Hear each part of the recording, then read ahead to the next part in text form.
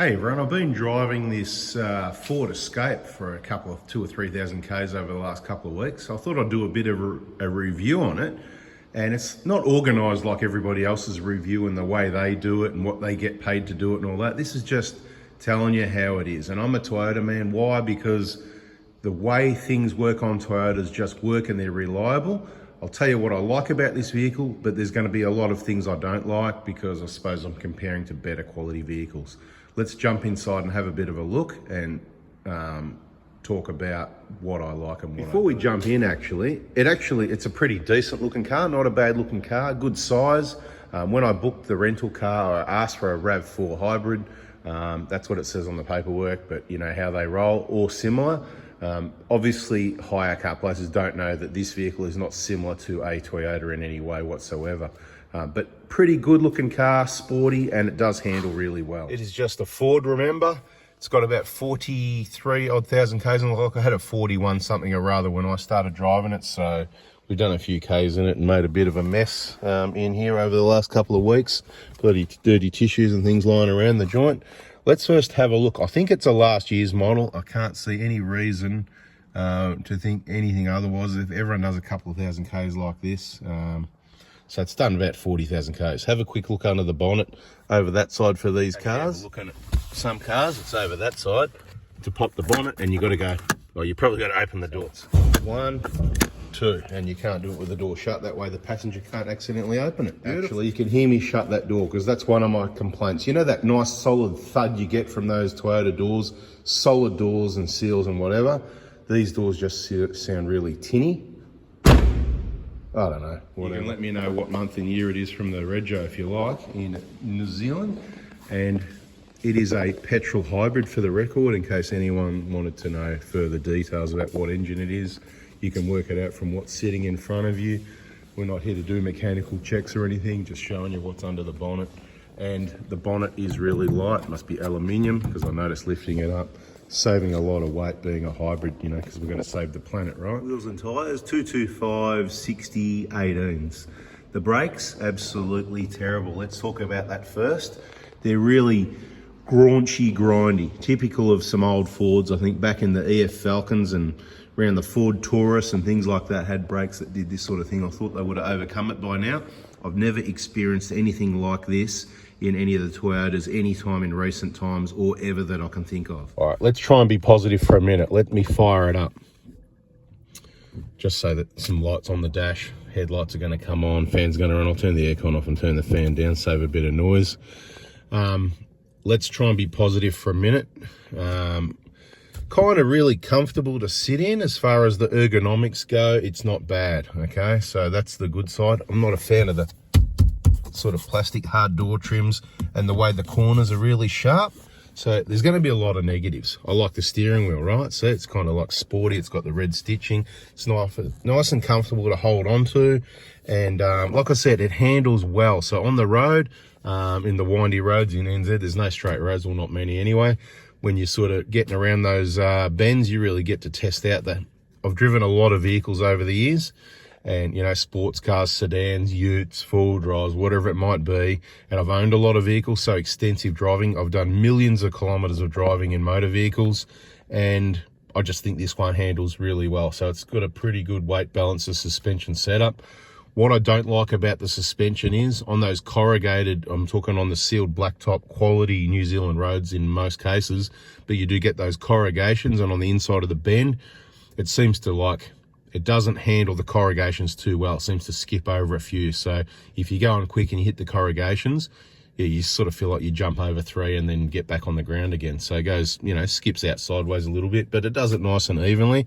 So that's good. So the handling and the ergonomics, I'm pretty good with, but there's a few things I've got a problem with ergonomics as well. Let's get down and have a look at the first one. Yeah, the engine started even, right? And that's probably a good thing for a hybrid because I'm going to have a separate video on hybrids and looking after those engines because it's probably something people haven't thought of. Now let me just turn it off because we don't need it running. Okay, so seat bolstering, not too bad. Comfort, looks good, no worries. But the problem I've got is when I lift my foot from the accelerator to the brake, it feels like the difference is too much. So I'm sort of getting caught coming across. So there's some issue there, in my opinion, with the ergonomics. Because normally in any vehicle I jump into, any of the Prados, Hiluxes, or even all the old cars I've ever owned, this is the worst I've had. So I don't know, can't really put my finger on what it is, but it's like I've got to lift my foot too far to the brake pedal instead of just come up a little bit and across. Sort of getting caught up with it. So not excited about that. Now, another thing that I've noticed, good and bad, see this plastic kick trim, normally that goes straight all the way in and your accelerator pedal would be about here. So, but instead we've got this shape around here. So your foot's over there, good and bad. Look, I'm not too sure because your foot, you know, you're normally just the natural thing. So it's things you're going to get used to, but why should you have to get used to it? And I've been driving these 2,000 or 3,000 Ks and it's still annoying. That's still annoying. So that's something I find annoying. While we're talking about annoying things, let's just go for it here. This knob thing, I can't stand this bloody turn knob thing, right? Now, of course you get used to it. Now, let me give you a rundown. There's a few buttons here and there, cool. I think the handbrake emergency brake's dangerous because, you know, you just go like that. And you've got to be mucking around with touching buttons and stuff here all the time. Wouldn't be hard to have your hand there and just accidentally, and I don't really know what would happen at speed, but remembering your handbrake is also your emergency brake. So, and it's $6,000 excess. I didn't pay the extra, so I'm not really keen to give that a try at speed in case something goes to pieces, right? Same as this, I don't know what would happen if you turn this dial to park while you were driving. Now, the 300 series, not to go there for too long, there's been at least 2 that I've personally heard of, and I don't work on them, I don't work at dealerships, that have put themselves into park on their own. So one got stuck in a car park, Toyota picked it up on a tow truck. The other one was at highway speed. You can imagine what happened, bits went bush, right? So technology problems, people, it's a real thing. And I certainly wouldn't want to own a brand other than Toyota, particularly in the new cars, really, with new designs. Some older technology perhaps, maybe a Patrol for a little while it's under warranty because it's an old design with not quite this much technology. It's still got you know what I mean? Now, we've got a Corolla hybrid at home, and it's got the, you know, you still use this thing. I can't remember, it's not my car, I just drive it every now and then. I jump into it. Besides it being small, I'm quite comfortable. It's got a similar screen like this. So this all works well. I've got no issue with the radio. Here's a positive. What I really like is knobs that are a bit bigger like this, and they've got the rubber so you can actually get a grip. While you're driving, you don't want to be trying to get a grip. These Toyota, here's a problem with Toyotas, right? You know, those shiny, smooth ones, and they're small and they're in and you can't get a grip on it. I find it really annoying. You go for your steering wheel controls, of course, but you might not want to hold it because you're steering, or you might not want to go like that. You just want to go like that sometimes, and that's what this is bloody awesome for. So credit where credit's due to the Fords. Bloody beautiful. Bit of rubber grippiness, and I've had other cars and driven other cars that have got this as well, and that's the way to be. Climate control, pretty simple to use. What I do like about it, some positives. I've always said I would like to have it on face to keep me cool, and I would like to also have it on screen to defog the screen or to keep the phones or whatever devices up there cool. And what you can actually do, I'm going to start it up again, with this vehicle is you can select, you know, face, feet, but you can have it on and off screen, right? So you can not, so if I just want face and screen, I can have that blowing out here to keep me cool and some out there to keep the devices cool. It's bloody fantastic. So something else I like, we've got the rubber on there again for the temperature, dual zone, crap, garbage. Like, you know, is there a divider here? Hello, like what a joke, you know? One of the things I really don't like, again, is that mirror.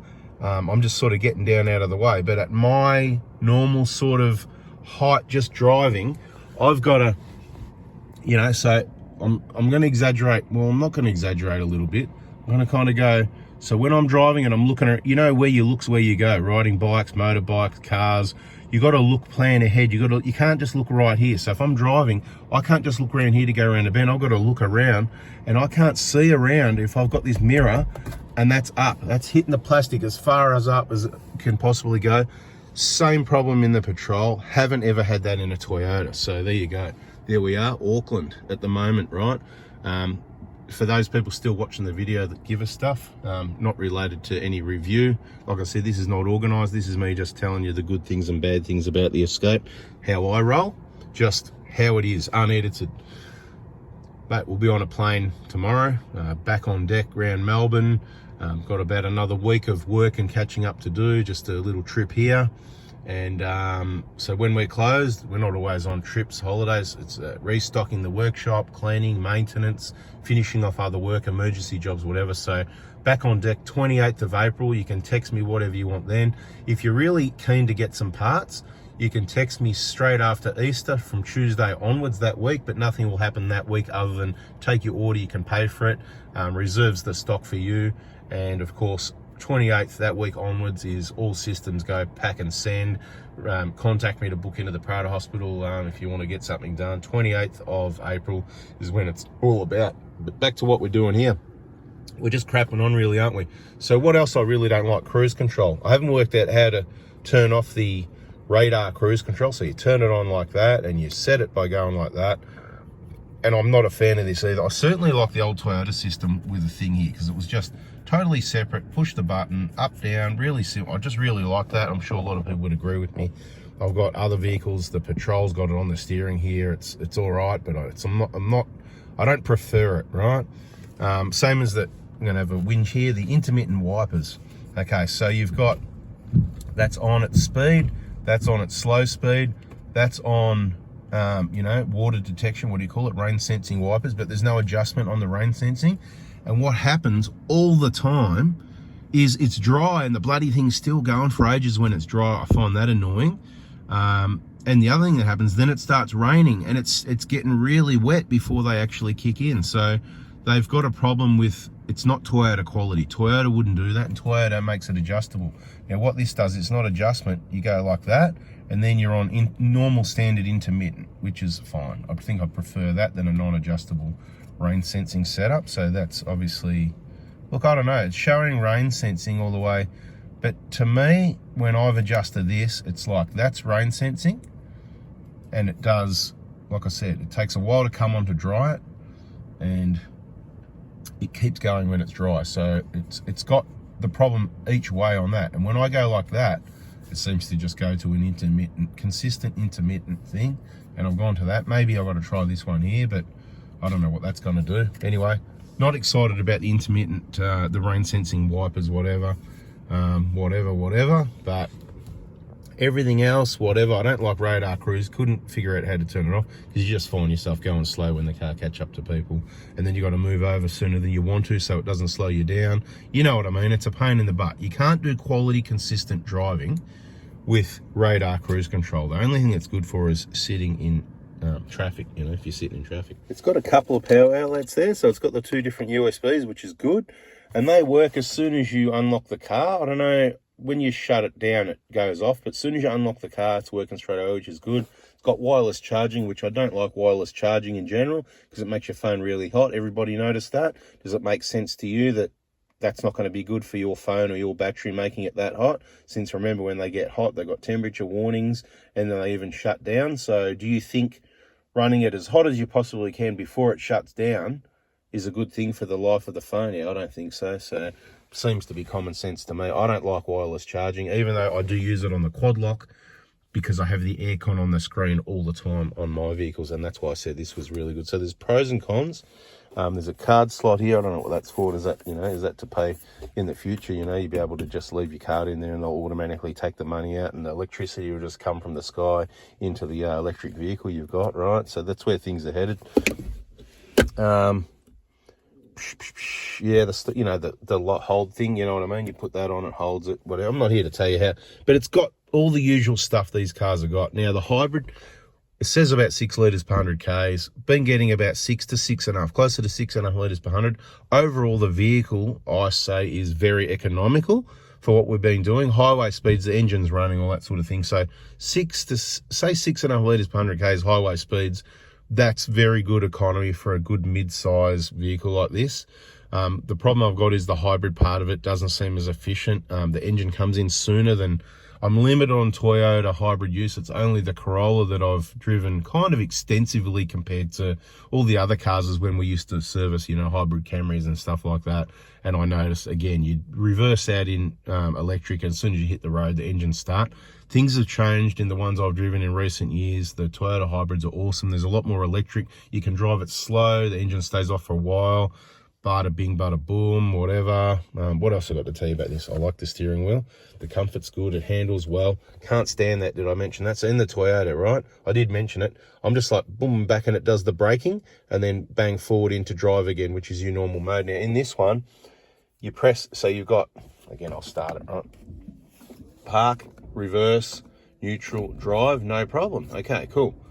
But if you wanted engine braking, right? So you're in drive. When you want engine braking, you go like, you got to press that button, right? Instead, yeah, exactly, right? That's the pain in the butt, because instead of just going click back for your braking, and I think it's a good thing because you're using engine braking, which is regenerative and it's saving your brakes and it works really well. I managed to drive New Zealand's windy roads, basically not using that brake pedal down there at all, using this. Not at all, let's just say 90% of the braking, even I'm driving I get around pretty decent speed, the right speed, let's just say, because they don't like slow drivers. They're really courteous. In most cases, people move over, and I do the same. You flash your hazards, a flash to give them a wave to say thanks. When they're reversing out, they put the hazard lights on sometimes, stuff like that, right? So a bit of safety going on. I kind of like some of the things they do, but not everyone's courteous either, so whatever. But it's pretty good. I've seen a lot of courtesy compared to Australia. Anyway, so the point is, this is a really small button, right? And like I said, all these buttons around here, so you're driving and you want to get your braking, instead of just being simple, a natural thing where and I've done this for 2,000 or 3,000 k's. This was really hard to find at the start, but now I'm sort of, oh yeah, where, you know, because I don't want to be looking down there. I want to look where I'm driving, man. I'm driving in New Zealand, mate, no straight roads like Tassie, right? And when I hit that button, I need to just back. It needs to be a natural feel, right? And after 2,000 or 3,000 k's and driving this car every day for hundreds of k's, more or less, I'm nearly there. But I tell you what, sometimes it's hard to find, and you go for it and you didn't hit it hard enough. You know what I mean? Where this, so you get what I mean? This is something I really dislike, and I really dislike the fact that you can turn it while the car's moving. I haven't tested it at speed, but at low speed you can still turn it. I don't like that. I think that when the car's moving, that should be locked. A safety thing for all the driveline moving components, right? But that is really crap, because I like to use it and that's hard to access. That's my thoughts on the matter anyway. Bada bing, bada boom. So there's a bit of space down there to store things, which is good, but like I said, it's the wireless charging. So if you put your phone there, you're going to cook it. So I don't know if you can turn that off. That'd be good to just sort of turn that wireless charging business off, right? There's that thing under there. You can maybe just bloody get rid of that if you can't. Anyway, I don't like the wireless charging. Some people are going to love it. People love their technology, the latest phones and the latest charging and all that crap. Drink holder's good. They're just in the right spot. I don't know what this little thing in the middle. It's a waste of space because you put something there and it'll just fall in your drink holder when you pull your drink out. Drink holders are good. Not much space here. They need to make this deeper so that could actually hold some stuff. That'd be cool. Console space, not too bad. There's a bit of rubbish in there at the moment, but you know, not too bad. There's a bit of a console there. Glove box space. What do we got in the glove box? Some books and that. It's pretty deep, and you can put things in there and it stays cool. And that is like a bit of a storage thing that sits up the top here, but I got it out of the way because it was just constantly in the way of accessing in and out of here. I'd rather access the box and not have that silly thing on top. If you're going to have it, you got to have a really small one that you can put stuff in at the back here and still access like that, right? Anyway, Ford, man, they need some new engineers that actually drive cars. Did I mention this hard corner on there? Not a big fan of that. Oh, here's another one I can complain about. I don't know this is with Toyotas, but when I'm driving and I want to put my sun visor down, I want to put it down and I want it to work, but I still want to be able to see where I'm driving. So I want to be able to push this up all the way to the windscreen. But what some manufacturers do, they curve this in at the end here. They're better off just chopping it off, to be honest. And then you'll be able to push that where I want it like that, which is enough to block enough sun, because the sun could be right there or there, right? And I want to block that sun, not my vision down to there, because I can't see, you know what, SH, and I can't see, mate, you know, I can't, you know, so this is a problem for me.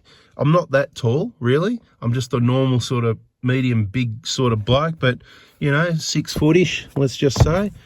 So I don't like that. I don't know, this curve thing, they still haven't figured it out over the years, but it stops the bloody sun visor from going up. Toyota don't do that crap. They figured it out. What have we got here? We've got a mirror and a light and all that. Awesome. Whatever you saw down there in the reflection. Anyway, overall, it's a Ford. I wouldn't mind. Let's have a listen to the door again.